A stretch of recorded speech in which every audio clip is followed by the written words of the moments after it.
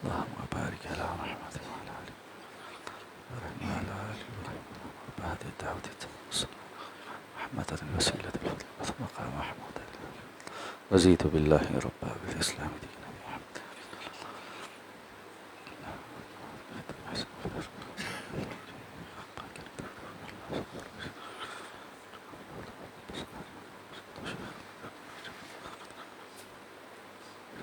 السلام عليكم ورحمة الله وبركاته. إن الحمد لله نحمده ونستعينه ونستغفره ونؤمن به ونتوكل عليه ونعوذ بالله من شرور أنفسنا ومن سيئات أعمالنا. من يهده الله فلا مضل له ومن يضلله فلا هادي له. وأشهد أن لا إله إلا الله وحده لا شريك له وأشهد أن محمدًا عبده ورسوله. اللهم صل على محمد وعلى آل محمد كما صليت على إبراهيم وعلى آل إبراهيم إنك حميد مجيد. اللهم بارك على محمد وعلى آل محمد كما باركت على إبراهيم وعلى آل إبراهيم إنك حميد مجيد. أما بعد فإن خير الحديث كتاب الله وخير الهدي هدي محمد صلى الله عليه وسلم وشر الأمور محدثاتها وكل محدثة بدعة وكل بدعة ضلالة وكل ضلالة في النار. رب اشرح لي صدري ويسر لي أمري واحلل عقدة من لساني يفقه قولي. اللهم انفعنا بما علمتنا وعلمنا ما ينفعنا وزدنا علما. رب أعوذ بك من همزات الشياطين وأعوذ بك رب أن يحضرون. أما بعد فأعوذ بالله من الشيطان الرجيم. بسم الله الرحمن الرحيم. سبح اسم ربك الأعلى الذي خلق فسوى والذي قدر فهدى والذي أخرج المرعى فجعله غثاء أحوى. سنقرئك فلا تنسى إلا ما شاء الله إنه يعلم الجهر وما يخفى. ونيسرك لليسرى فذكر إن نفعت الذكرى. سيذكر من يخشى ويتجنبها الأشقى الذي يصلى النار الكبرى ثم لا يموت فيها ولا يحيا. قد أفلح من تزكى وذكر اسم ربه فصلى. بل تؤثرون الحياة الدنيا والآخرة خير وأبقى. إن هذا لفي الصحف الأولى صحف إبراہیم و موسیٰ. احباب سے گزارش ہے کہ پہلے اگلی صفوں کو مکمل کیجیے. اپنے دائیں بائیں ذرا سمٹ جائیے، جگہ بنا لیجئے تاکہ بعد میں آنے والے ساتھیوں کو پریشانی کا سامنا نہ کرنا پڑے. بارک اللہ فیکم.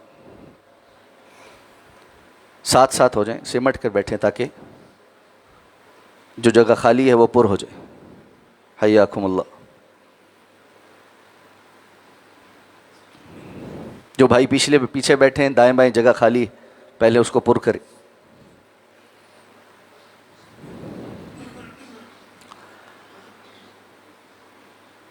تیسواں پارہ سورہ الاعلیٰ کی تلاوت آپ کے سامنے کی گئی ہے. گزشتہ خطبات جمعۃ المبارک سے اس سورہ مبارکہ کا تعارف اور اس کی تفسیر کے حوالے سے ہماری بات چل رہی ہے. ابتدائی طور پر جو پہلی آیات ہیں، سبح اسم ربک الاعلی، آپ اپنے رب کے نام کی تسبیح بیان کیجئے جو الاعلی ہے، وہ الذی خلق، کہ جس نے پیدا کیا ہے، فسوا، اور اس کو ٹھیک ٹھیک بنایا ہے، والذی قدر فہدی، اور وہ جس نے مقدر کیا، تقدیر لکھی ہر کائنات کی، ہر چیز کی، فہدا، اور جس بھی مخلوق کو پیدا کیا اس کو رہنمائی دی، اس کے کرنے کے کام کی ذمہ داری کی سمجھ بوجھ اور صلاحیت دی۔ یہاں تک تفصیلاً ہماری گفتگو مکمل ہو چکی ہے۔ اب فرمایا والذی اخرج المرعى، اور وہ ذات ہے کہ جس نے چارے کو اگایا، سبز چارہ جو زمین میں بہت سارے جانوروں کی خوراک ہے۔ اور پھر فرمایا فجعلہ غثاء احوا، ایک وقت آیا کہ اللہ نے اس کو سیاہ کوڑا کرکٹ بنا دیا۔ چند باتوں کی طرف ان آیات میں توجہ دلائی گئی۔ سب سے پہلے تو یہ کہ الذی خلق فسوا والذی قدر فہدا، وہ ہے جس نے پیدا کیا ہے، پھر ٹھیک ٹھیک بنایا ہے، پھر تقدیر کے فیصلے اس کی جانب سے ہیں، پھر وہ رہنمائی بھی کرتا ہے، ہدایت بھی دیتا ہے کہ کس نے کیا کرنا ہے۔ اس کے ساتھ ساتھ وہ جس چیز کا مکلف بناتا ہے اس سے متعلقہ وسائل بھی فراہم کرتا ہے۔ اگر اس نے جانور پیدا کیے ہیں تو ان جانوروں کو جو کرنے کا کام ہے وہ سکھلایا ہے، تو اللہ تعالیٰ نے ان کے رزق کا بھی انتظام کیا ہے۔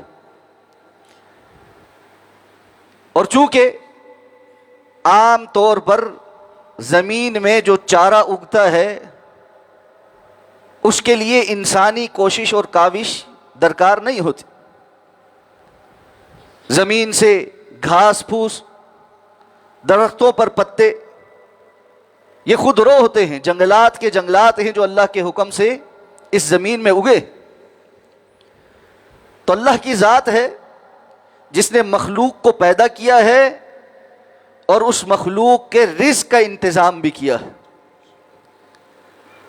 کوئی اور نہیں کہ جو پیدا کرنے والا ہو، اور نہ ہی کوئی اور ہے جو اپنی تمام مخلوق کے رزق کی ذمہ داری لیے ہو۔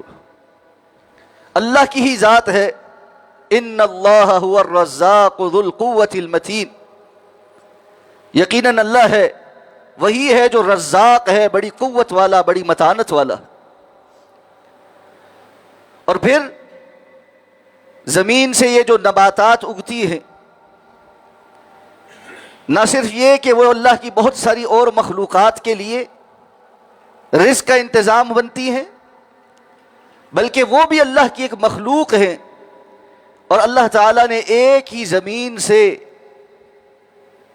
ایک ہی جیسے پانی کے لگنے کے باوجود مختلف رنگوں اور شکلوں اور ذائقوں کے نباتات کو اگا دیا۔ قرآن میں جا بجا اس بات کی طرف توجہ دلائی گئی ہے کہ زمین کو لگنے والا پانی ایک ہی ہوتا ہے، زمین بھی ایک ہی ہوتی ہے، لیکن اللہ اس سے مختلف قسم کے ثمرات، مختلف قسم کے پھل اگا دیتا، ان کا رنگ، ان کا ذائقہ، ان کی خوشبو، اور پھر ایک ہی قسم کے پھل کے اندر کتنی ہی اس کی انواع ہیں۔ آج کل آم کا سیزن ہے تو کہنے کو آم ہے، لیکن ہر ایک اپنے سے شکل و صورت میں بھی اور ذائقے میں بھی جدا ہے۔ تو اللہ تعالیٰ اس طرح زمین سے جو چارہ اگاتے ہیں اس کی بھی بہت ساری انواع و اقسام ہیں۔ جب یہ چارہ اگتا ہے تازہ تازہ ہوتا ہے، اس کا رنگ بڑا خوبصورت ہے، سبز ہے. یعجب الزراع، اگانے والے کسان کو وہ کھیتی بڑی بھلی معلوم ہوتی ہے، بڑی خوبصورت نظر آتی ہے. لہلہاتے سبز درخت اور کھیت آنکھوں کو بڑے بھلے معلوم ہوتے. فجعلہ غثاء احوا، لیکن ایک وقت آتا ہے کہ اللہ اس کو سیاہ کوڑا کرکٹ کر دیتا. اور یہ قانون اللہ کا اس دنیا کے اندر ہر چیز کے لیے، کہ جب اللہ تعالیٰ کسی چیز کو پیدا کرتے ہیں ابتدا میں وہ کمزور ہوتی، پھر وہ اپنے ایک عروج کو پہنچتی اور بڑی بھلی معلوم ہوتی، اور پھر اس پر زوال آنے لگتا ہے. اور آہستہ آہستہ ایک وقت ایسا آتا ہے کہ وہ جو بڑی شاندار اور بھلی معلوم ہوتی تھی وہ کوڑے کرکٹ کا ڈھیر بن کر روند دی جاتی ہے، ختم کر دی جاتی ہے کہ اس کا اب کوئی فائدہ نہیں. انسان کا معاملہ بھی ایسا ہی ہے، کمزور پیدا ہوتا ہے، کچھ کرنے کے قابل نہیں، اور اس کے بعد آہستہ آہستہ صلاحیتیں پیدا ہوتی ہیں.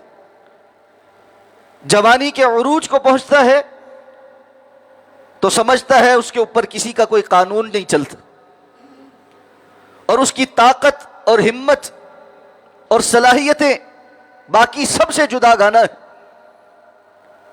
اور وہ ایک ٹھوکر مارے گا تو پہاڑ ریزہ ریزہ ہو جائے. لیکن وقت بڑی تیزی کے ساتھ گزر جاتا ہے اور زوال کا جو سلسلہ ہے وہ شروع ہو جاتا، یہاں تک کہ وہ ایک ایسی عمر کو پہنچتا ہے، ارذل العمر، جو ردی قسم کی عمر، جب دنیا میں اس کا کوئی فائدہ باقی نہیں رہ جاتا. اور اس کے ارد گرد موجود لوگ بھی یہ چاہتے ہیں کہ اللہ اس کو سنبھال لے، کہ اس کا اب دنیا کے اندر کوئی کام باقی نہیں. اس دنیا کے اندر کسی بھی چیز کو بقا نہیں ہے، بقا صرف اور صرف خالق کائنات اور مالک کائنات کے. کل من علیہا فان وَيَبْقَى وَجْهُ رَبِّكَ ذُو الْجَلَالِ وَالْإِكْرَامِ. اس لیے جو جہاں پر موجود ہے اس کو یہ جان لینا چاہیے کہ وہ ہمیشہ یہاں موجود نہیں رہے. اگر کوئی تکلیف میں ہے تو یہ تکلیف دائمی نہیں، اگر کوئی سہولت میں ہے تو یہ سہولت دائمی نہیں، اگر کوئی کسی منصب پر ہے تو یہ منصب دائمی نہیں. اس لیے دنیا کے اندر اللہ نے کسی کو دے کر بھی آزمایا ہوا ہے اور کسی سے لے کر بھی آزمایا ہوا. اس آزمائش میں اپنے رب کی طرف رجوع کرنا، والذی قدر فہدی، اللہ کی تقدیر کے فیصلوں پر ایمان لانا، اور دنیا کے ان مراحل کو ایک مرحلہ سمجھتے ہوئے اس میں اللہ کی رضا کو تلاش کرنا اصل مقصود یہ. اب فرمایا اللہ تعالیٰ آپ کی طرف جب یہ باتیں وہی فرما رہے ہیں، سنقرئک فلا تنسى، ان قریب ہم آپ کو پڑھا دیں گے اس طرح کہ آپ بھولیں گے نہیں. جیسا کہ پہلے عرض کیا تھا کہ یہ سورت ابتدائی سورتوں میں سے رسول اللہ صلی اللہ علیہ وسلم پر وحی آنے کا سلسلہ ابھی نیا نیا ہے، تو اس سے متعلقہ جو احکام و مسائل ہیں وہ بھی آپ صلی اللہ علیہ وسلم کو سکھلائے جا رہے ہیں، بتلائے جا رہے ہیں. جبریل امین جب اللہ کی طرف سے اللہ کے حکم پر وحی لے کر آتے اور آپ صلی اللہ علیہ وسلم کو پڑھاتے تو آپ صلی اللہ علیہ وسلم جلدی جلدی اس کو دہرانے کی کوشش کرتے اور یاد کرنے کی کوشش کرتے تاکہ کہیں بھول نہ جائیں. تو مختلف مواقع پر اللہ رب العزت نے ابتدا میں آپ صلی اللہ علیہ وسلم کو اس بات کی تسلی دی، ان علینا جمعہ وقرآنہ فاذا قرأناہ فاتبع قرآنہ ثم ان علینا بیانہ. اللہ نے یہ ذمہ داری اپنے ذمہ لی. یہاں پر بھی فرمایا ان قریب ہم آپ کو پڑھا دیں گے، ایسے پڑھائیں گے کہ فلا تنسا، پھر آپ بھولیں گے نہیں۔ ساتھ فرمایا الا ما شاء اللہ، سوائے اس کے کہ جو اللہ چاہے۔ تو قرآن مجید کی تلاوت رسول اللہ صلی اللہ علیہ وسلم کے لیے آسان بنا دی گئی، اور آپ صلی اللہ علیہ وسلم کے دل کے اندر اس طرح راسخ کر دی گئی کہ جبریل آپ کو پڑھ کر سناتے اور اللہ کی طرف سے آپ کو وہ قرآن یاد ہو جاتا، سوائے اس کے کہ جس کو اللہ رب العزت نے محو کرنا چاہا۔ معلوم ہے قرآن مجید کے اندر بعض آیات ایسی ہیں جن کو اللہ رب العزت نے پہلے حکماً نازل کیا اور بعد میں منسوخ کر دی، تو اس موضوع کو ناسخ اور منسوخ کہتے۔ ناسخ وہ آیات جو بعد میں نازل ہوئیں، منسوخ جو پہلے نازل ہوئی تھی اور وہ منسوخ کر دی گئی۔ اب ناسخ اور منسوخ میں کچھ تفصیل ہے۔ بسا اوقات رسول اللہ صلی اللہ علیہ وسلم کو وہ آیات بھلا دی جاتی تھی، ما ننسخ من آیت او ننسها نأتی بخیر منها او مثلها، ہم کسی آیت کو منسوخ نہیں کرتے، او ننسها یا آپ کو بھلا نہیں دیتے، یعنی اللہ کی طرف سے آپ صلی اللہ علیہ وسلم کے دل سے ان آیات کو اٹھا لیا جاتا، آپ کے حافظے میں وہ باقی نہیں رہتی تھی۔ نأتی بخیر منها او مثلها، تو اللہ کی طرف سے ان سے بہتر احکامات اتار دیے جاتے ہیں یا انہی جیسے احکامات کوئی اور اتار دیے جاتے۔ اب ان آیات میں سے بعض آیات ایسی ہیں جو قرآن مجید کی تلاوت کا حصہ ہے لیکن حکماً منسوخ ہے، یعنی تلاوت تو ہم ان کو کرتے ہیں لیکن ان کا حکم اب ختم ہو چکا۔ جیسے قرآن مجید کی آیت ہے کہ لا تقربوا الصلاۃ وانتم سکارى، جب تم نشے کی حالت میں ہو تو نماز کے قریب نہ آؤ۔ یہ ابتداءً اس وقت نازل ہوئی جب ابھی شراب مکمل حرام نہیں کی گئی تھی، تو سب سے پہلے یہ حکم دیا گیا کہ شراب جو ہے وہ کوئی اچھی چیز نہیں، اس کی قباحت بیان ہوئی۔ پھر یہ بات نازل ہوئی کہ نماز کے اوقات میں تم شراب پی کر نہیں آ سکتے کہ تمہیں معلوم ہی نہ ہو کہ تم زبان سے کیا کہہ رہے، عقل معوف ہو چکی ہو۔ تو اس کا معنی یہ ہے کہ جب نماز کے اوقات ہیں ان کے قریب قریب تم شراب نہیں پی سکتے۔ اور پھر بعد میں جب یہ آیات نازل ہو گئیں کہ شراب جو ہے وہ نجس چیزوں میں سے ہے اور اللہ نے حرام کر دی ہے، اور رسول اللہ صلی اللہ علیہ وسلم کے منادی نے مدینہ میں اعلان کیا کہ اللہ رب العزت نے شراب کو حرام کر دیا ہے، تو جس کے ہاتھ میں بھی پیالہ تھا اس نے بھی اس کو پھینک دیا، جس کے گھر کے اندر کوئی مٹکا پڑا تھا اس نے اس کو توڑ دیا، یہاں تک کہ مدینہ کی گلیوں کے اندر ایسے شراب جو ہے وہ بہہ رہی تھی جیسے بارش کا پانی بہتا۔ تو یہ آیت حکماً منسوخ ہو گئی کہ ظاہر بات ہے اب اس بات کا مطلقاً کوئی اجازت نہیں کہ کوئی شراب پی سکتا ہے، تو نماز کے وقت تو اس کی بات ہی ختم ہوگی، لیکن تلاوتاً موجود ہے۔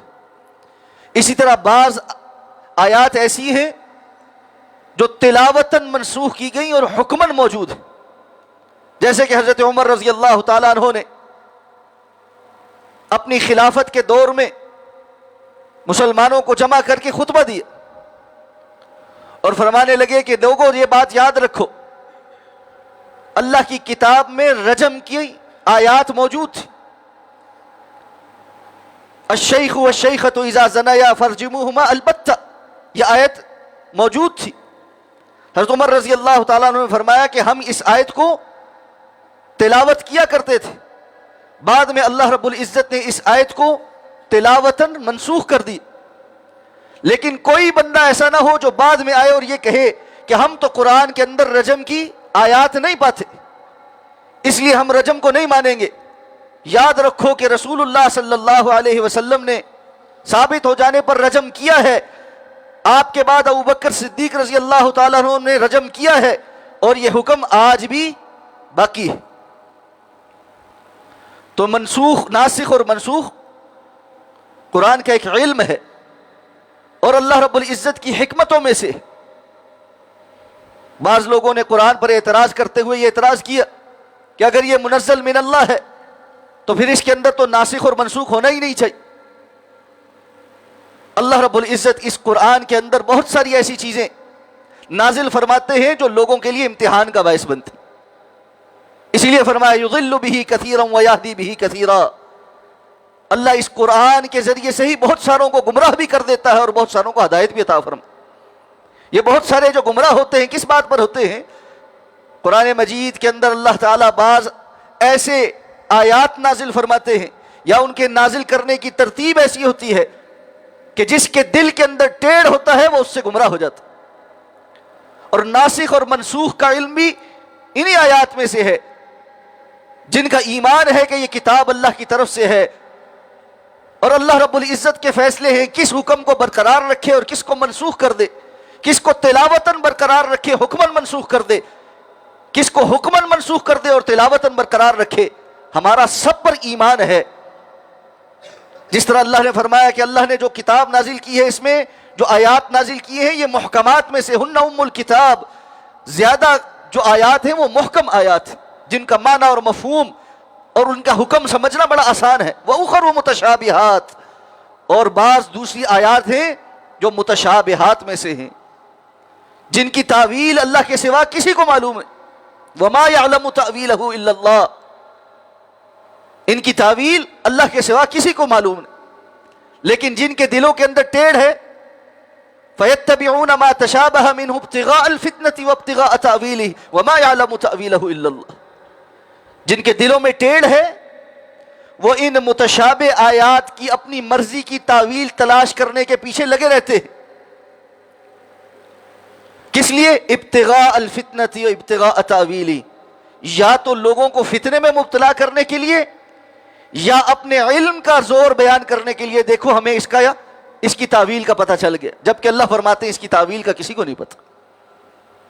والراسخون فی العلم، اور فرمایا اللہ کے وہ بندے جو علم میں رسوخ رکھتے ہیں وہ کیا کہتے ہیں؟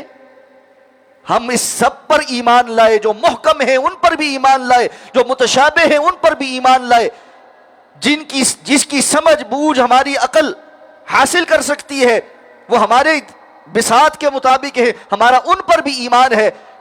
اور جو اللہ رب العزت نے آیات ایسی نازل فرمائی ہیں جس کا ادراک کرنا ہماری عقل سے بالا تر ہے، اللہ نے ہمیں بتلایا ہے، ہم اللہ کے بتلانے کی وجہ سے اس پر من وعن ایمان لاتے۔ کل من عند ربنا، یہ سارے کی ساری آیات ہمارے رب کی جانب سے، اس لیے اس معاملے میں فتنے کا شکار نہیں ہونا چاہیے اور دین کو صرف اور صرف عقل کے پیمانے پہ نہیں تولنا چاہیے کہ میری عقل میں بات سمجھ آئے گی تو میں مانوں گا وگرنہ نہیں مانوں۔ دین کے بہت سارے احکامات اس لیے ہیں کہ اللہ رب العزت اہل ایمان کو ٹیسٹ کرنا چاہتے، وگرنہ تو دیکھیے اگر یہ امتحان مقصود نہ ہو، ہر چیز عقل کے مطابق واضح کر دینا آسان اور دین کا مقصود ہو، دین کا بنیادی کام ہو، تو پھر سب سے پہلے اللہ کی ذات اپنی مخلوق کے سامنے نظر آنی چاہیے۔ اللہ رب العزت کی ذات اپنا تعارف اپنا آپ دکھلا کے کروا دے۔ کیا جنت میں اہل جنت اللہ کو نہیں دیکھیں گے؟ وجوہ یومئذ ناظرہ الی ربہا ناظرہ، وہ اپنے رب کو دیکھ رہے ہوں گے۔ اور رسول اللہ صلی اللہ علیہ وسلم فرمایا تم اس طرح دیکھو گے جس طرح تمہیں 14ویں کے چاند کو دیکھنے میں کوئی چیز رکاوٹ نہیں ہوتی، اس طرح تم اپنے رب کو دیکھو گے۔ اللہم انا نسألک لذۃ النظر الی وجہک الکریم والشوق الی لقائک۔ لیکن دنیا میں امتحان ہے، اللہ نے اپنی رؤیت سے دنیا میں محروم رکھا ہے۔ اب عقل کے کسی پیمانے پہ اس بات کو فٹ کر کے دکھائے کہ اللہ رب العزت نے مخلوق کو پیدا کر کے دنیا میں بھیج دیا، امتحانوں کے اندر گھیر دیا اور ساتھ میں کہا کہ بن دیکھے مجھ پر ایمان لاؤ۔ عقل کے کسی پیمانے پہ یہ بات نہیں پوری اتر سکتی، یہ ایمان کے پیمانے پہ پوری اترتی ہے۔ الذین یؤمنون بالغیب، اللہ کے وہ بندے جو غیب پر ایمان لاتے۔ دین میں عقل کا مقام ہے لیکن وحی کے بعد ہے، وحی کی اتباع میں ہے، وحی سے اوپر نہیں۔ اس لیے جب وحی کا کوئی حکم آ جائے، وہ قرآن مجید کی آیت کی صورت میں ہو یا رسول اللہ صلی اللہ علیہ وسلم کی صحیح حدیث کی صورت میں ہو، ہمارا ایمان ہے دونوں ہی وہی ہیں۔ جب یہ بات کسی مسلمہ نظریے سے پتہ چل جائے، میری عقل میں فٹ ہوتی ہے نہیں ہوتی، مجھے اس پر ایمان لانا۔ یہ بات سمجھتے ہوئے کل من عند ربنا، سارے کے سارا یہ علم ہمارے رب کی جانب سے۔ تو اللہ رب العزت نے ارشاد فرمایا سنقرئک فلا تنسى، ان قریب ہم آپ کو پڑھا دیں گے کہ آپ بھولیں گے نہیں، الا ما شاء اللہ، سوائے جو اللہ چاہے۔ اور ساتھ فرمایا انہ یعلم الجہر وما یخفی، یقیناً وہ جاننے والا ہے ہر اس بات کا بھی جو اونچی بیان کی جائے اور ہر اس بات کا بھی جو خاموشی کے ساتھ بیان کی جائے، چھپ کر بیان کی جائے یا دل میں بیان کی جائے۔ اللہ نے فرمایا اللہ رب العزت سے کوئی بات مخفی اور پوشیدہ نہیں۔ مفسرین کرام کہتے ہیں یہاں پر اللہ کی اس صفت کا اعلان آیت کے موضوع سے کیا مطابقت رکھتا ہے کہ انہ یعلم الجہر وما یخفی، یقیناً وہ جانتا ہے جو کچھ اعلانیہ کہا جاتا ہے اور جو چھپ کر کہا جاتا، جو اعلانیہ کیا جائے جو چھپ کر کیا جائے، سب اللہ جاننے والا۔ ہمارا ایمان ہے اللہ سے کوئی چیز مخفی اور پوشیدہ نہیں، حتیٰ کہ انسان کے دل کے اندر آنے والے خیالات بھی اللہ سے مخفی اور پوشیدہ نہیں۔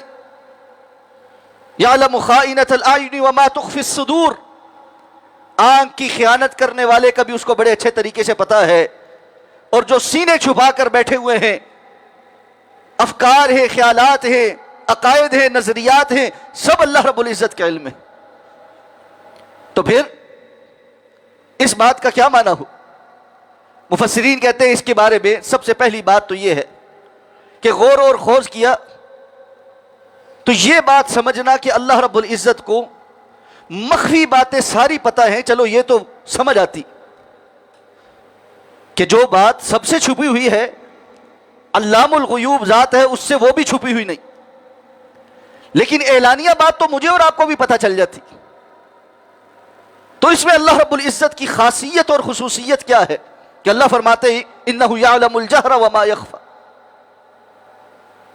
تو پھر فرماتے ہیں یعلم الجہر وما یخفی میں جہر جو ہے اللہ کی اس میں خصوصیت یہ ہے کہ کل کائنات میں اس کی جتنی مخلوقات ہیں وہ بیک زبان جو کچھ بول رہی ہے وہ سب اللہ کے علم میں ہے۔ ہمارا مسئلہ یہ ہے اگر چار بندے مل کر کسی جگہ اکٹھے بولنا شروع ہو جائے، ہمیں ان میں سے ایک کی بھی سمجھ نہیں آتی وہ کیا کہہ رہا۔ یہ اللہ کی خاصیت ہے، صرف اللہ کی صفت ہے کہ وہ ایسا سمیع ہے، سننے والا ہے کہ کل کائنات میں تمام مخلوقات اس کی طرف التجائیں اٹھائے ہوئے ہیں۔ صرف انسانوں کی باتیں کرے تو ارب ہا ارب انسان ہیں جو اس کے سامنے اپنی جو ہے وہ راز و نیاز رکھے ہوئے ہیں، جو کچھ وہ منہ سے کہہ رہے ہیں سب کا سب بیک وقت بھی اللہ رب العزت کے علم میں، اور کسی ایک سے بھی اللہ غافل نہیں۔ یہ خاصیت کسی اور کی، یہ صلاحیت کسی اور میں نہیں، اور یہ تو وہ مخلوق ہے جو ہمیں پتہ ہے وما یعلم جنود ربک الا ھو، آپ کے رب کے جو لشکر ہیں ان کو اس کے سوا کوئی نہیں جانتا کہ وہ کتنے ہیں، کہاں کہاں کون کون سی مخلوق اس نے پیدا کی ہے، کس عالم میں کون سے جہان میں کس طرح اللہ کی بندگی کرنے والی اللہ کی مخلوقات موجود ہیں، اور وہ اپنی حاجات، اپنی مناجات، اپنی دعائیں اور اپنی تسبیحات اور تحمیدات اور تکبیرات اللہ کے سامنے پیش کر رہے ہیں، اور اللہ ان میں سے ہر ایک کی برابر سننے والا۔ حضرت سلیمان علیہ السلام کا واقعہ بیان ہو، رسول اللہ صلی اللہ علیہ وسلم نے فرمایا قحط پڑا، سلیمان علیہ السلام اپنے لشکر کو لے کر نکلے باہر کہ نماز استسقاء پڑھیں۔ جب باہر نکلے تو اللہ رب العزت نے ان کو ایک منظر دکھایا کہ ایک چونٹی پشت کے بل لیٹی، اپنی چھوٹی چھوٹی باریک ٹانگیں آسمان کی طرف کر کے کہہ رہے اللہم انا خلق من خلقک فاسقنا، یا اللہ ہم بھی تو تیری مخلوق میں سے ایک مخلوق ہیں، ہمیں پانی عطا فرما۔ سلیمان علیہ السلام مسکرائے اور لوگوں کو کہا لوگوں واپس چلو، تمہیں کسی اور کی دعا کفایت کر گئی۔ وہ اس حقیر چونٹی جس کی ہمارے سامنے کوئی حیثیت نہیں، اس کی اس مناجات کو بھی سنتا ہے، اور ساری مخلوقات مل کر اس سے اعلانیہ طور پر جو مانگ رہی ہیں وہ ان کو بھی سنتا ہے، اور جو دلوں کے اندر اپنی حاجات چھپا کر بیٹھے ہیں، دل کے اندر اب اللہ رب العزت سے کچھ بات کرتے ہیں، وہ اس کو بھی جانتا۔ بڑے محروم ہیں وہ لوگ جو اپنی زبان سے کہتے ہیں ہماری تو وہ سنتا نہیں، ہماری تو وہ سنتا نہیں، ہم اس سے کیسے مانگے۔ بڑے سے بڑا گناہ کیا ہے، بڑے سے بڑا گناہ کیا ہے، تب بھی اللہ رب العزت کی طرف رجوع کیجئے۔ وہ تو فرعون جیسے ظالم کے بارے میں بھی موسیٰ علیہ السلام کو کہتا ہے قولا لہ قولا لینا لعلہ یتذکر او یخشی، جا کر اس میرے بدترین دشمن جو کہتا ہے انا ربکم الاعلی، میں تمہارا سب سے اعلیٰ رب ہوں، اللہ کی برابری کرنے کا سوچتا ہے، اس کو بھی جا کر نرمی سے بات سمجھانا، شاید کہ وہ نصیحت پکڑ لے اور ڈر جائے۔ فرعون سے زیادہ کسی نے گناہ آج کے دور میں مشکل ہی کیے ہو، کم از کم جو یہاں بیٹھے ہیں یا سن رہے ہیں انہوں نے انشاءاللہ نہیں کیے، اللہ محفوظ فرمائے۔ ہرگز اپنی زبان سے یہ بات نہ کہیے کہ ہم اللہ سے مانگتے وہ ہماری نہیں سنتا، وہ یقیناً سنتا ہے اور اپنے گناہگار بندوں کی سنتا ہے۔ یا عبادی الذین اسرفوا علی انفسہم لا تقنطوا من رحمت اللہ ان اللہ یغفر الذنوب جميعا انہ هو الغفور الرحیم۔ اس نے تو گناہگار بندوں کی نسبت بھی اپنی جانب کی ہے، بندے تو تم میرے ہی ہو، کسی اور کے تو نہیں ہے کہ کسی اور کے ساتھ جا کر مناجات کرو گے، کسی اور سے مغفرت مانگو گے، بخشش طلب کرنے کے لیے میرے پاس ہی آؤ گے، اس لیے اللہ کی رحمت سے مایوس مت، لا تقنطوا من رحمت اللہ۔ مفسرین کرام کہتے ہیں یہاں آیت کے ساتھ اس کا جوڑ یہ بھی ہے کہ اللہ کے رسول کو کہا جا رہا ہے کہ اللہ کے رسول آپ جبریل کی آواز سن کر ساتھ ساتھ دہرائے مت، کہ ایسا کرنا کہ سننا اور ساتھ دہرانا یہ انسان کو بلا دیتا ہے، آپ صرف خاموشی سے سنیں، اللہ آپ کو یاد کروا دے گا، اس لیے کہ کل مخلوقات کی اعلانیہ بھی سننا اور چھپی ہوئی سننا یہ صرف اللہ کی صفت ہے، باقی کسی اور کی صفت ہے۔ اور ساتھ فرمایا وَنُيَسِّرُكَ لِلْيُسْرَىٰ، ان قریب ہم آپ کے لیے آسانی کی طرف رستہ میسر کر دیں گے، یعنی قرآن مجید کے یاد ہونے کے بعد اس کو آگے بیان کرنا بھی آپ کے لیے آسان کر دیں گے۔ إِنَّ عَلَيْنَا جَمْعَهُ وَقُرْآنَهُ فَإِذَا قَرَأْنَاهُ فَاتَّبِعْ قُرْآنَهُ ثُمَّ إِنَّ عَلَيْنَا بَيَانَهُ، اس کا بیان کرنا، اس کو لوگوں کو سکھلانا، یہ بھی اللہ رب العزت آپ کے لیے آسان بنا دیں گے۔ تو یہ بات سمجھ لینی چاہیے، جب بندہ اللہ کے دین کے رستے کی طرف آتا ہے، بظاہر بعض باتیں بڑی مشکل لگتی ہیں، لیکن جب وہ اس رستے پر اخلاص کے ساتھ چلنا شروع ہوتا ہے، اللہ ان مشکل باتوں کو بھی اس کے لیے آسان کر دیتا، مشکل باتوں کو بھی آسان کر دیتا۔ اس لیے یہ آسانی طلب بھی کرنی چاہیے اور اس کے حصول کے لیے آگے بھی بڑھنا چاہیے۔ وسوسے میں آ کر دین کے احکامات کو بڑا مشکل ہے جی، بڑا مشکل ہے، کیسے ہم کریں گے، یہ سوچ کر چھوڑتے ہی نہیں رہنا چاہیے۔ دین آسان ہی ہے، اس پر عمل کرنا بھی آسان ہے، صرف یہ ہے کہ بندہ اخلاص کے ساتھ عمل کرنے کی جانب راغب ہو جائے۔ اگلی آیات پر انشاءاللہ آئندہ خطبہ جمعۃ المبارک میں بات کریں گے۔ اللہ سے دعا ہے اللہ مجھے اور آپ کو سمجھ کر عمل کرنے کی توفیق عطا فرمائے۔ اقول قولی ھذا واستغفر اللہ لی ولکم ولسائر المسلمین برحمتک یا ارحم الراحمین۔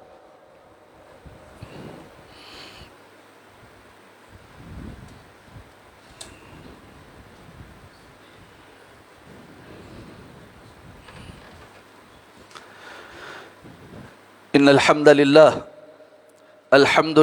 نحمده ونستعینه ونستغفره ونؤمن به ونتوکل علیہ ونعوذ باللہ من شرور انفسنا ومن سیئات اعمالنا من يهده الله فلا مضل له ومن يضلله فلا هادي له واشهد ان لا اله الا الله وحده لا شريك له واشهد ان محمدا عبده ورسوله اللهم اغفر لنا ولوالدينا ولأساتذتنا ولجميع المؤمنين والمؤمنات والمسلمين والمسلمات الأحياء منهم والأموات إنك قريب مجيب الدعوات يا رب العالمين.